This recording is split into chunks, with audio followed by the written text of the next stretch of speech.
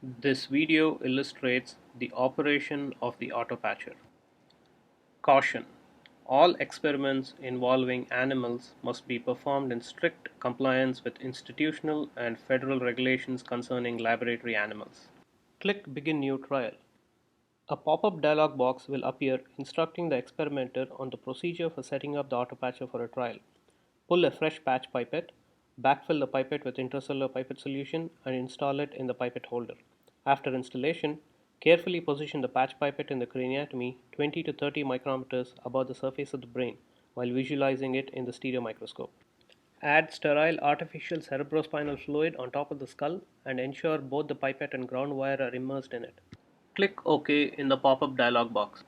The autopatcher will now take control and perform automated patch clamping. It will first configure the amplifier in voltage clamp mode, correct for any voltage offsets, and neutralizes pipette capacitance. It will then assess if the pipette is suitable for auto patching by taking a series of resistance measurements outside the brain surface. Typically, best results are obtained with pipettes with resistances ranging between 5 to 8 megaohms. If the pipette resistance is within acceptable range, the autopatcher will lower the pipette to the desired recording depth. At this time, the pressure inside the pipette is lowered from high positive pressure to low positive pressure, and the pipette resistance is measured at depth to check for tip blockage.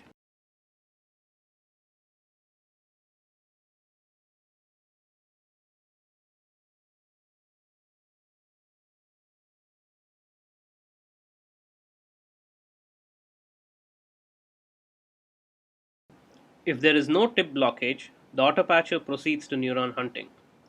It now lowers the pipette in steps of 2 micrometers and measures the resistance of the pipette after each step. The time series of resistance measurements is analyzed to detect monotonic increases in pipette resistance over the neuron detection threshold of 0.25 megaohms. When such a change is observed, it is indicative of the pipette encountering a neuron. Once a neuron is found, the autopatcher stops lowering the pipette and switches to the giga sealing stage. It waits 10 seconds for confirmation of contact with the neuron and then releases positive pressure applied to the pipette. In a successful attempt, this results in immediate increase in seal resistance. To assist in seal formation, the autopatcher will then apply suction pressure between 15 to 25 seconds during giga sealing. It then applies a hyperpolarizing voltage that steadily ramps down from negative 30 to negative 70 millivolts in voltage clamp mode.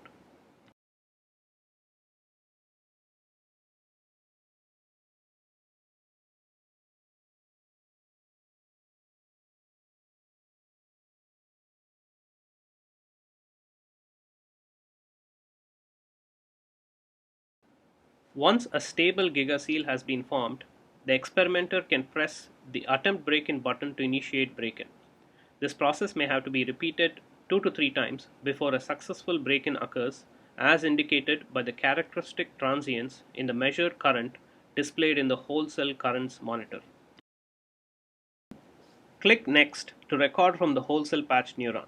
At this point, the autopatcher will release control of the amplifier to the amplifier control software. If recording in voltage clamp mode, ensure the neuron is clamped at around the resting potential of negative 65 millivolts.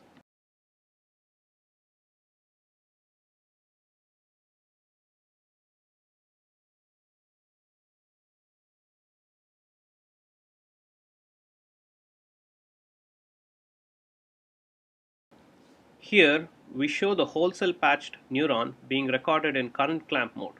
Neuronal spiking can be evoked by injecting positive current to depolarize the membrane potential to above the spiking threshold of about negative 35 millivolts.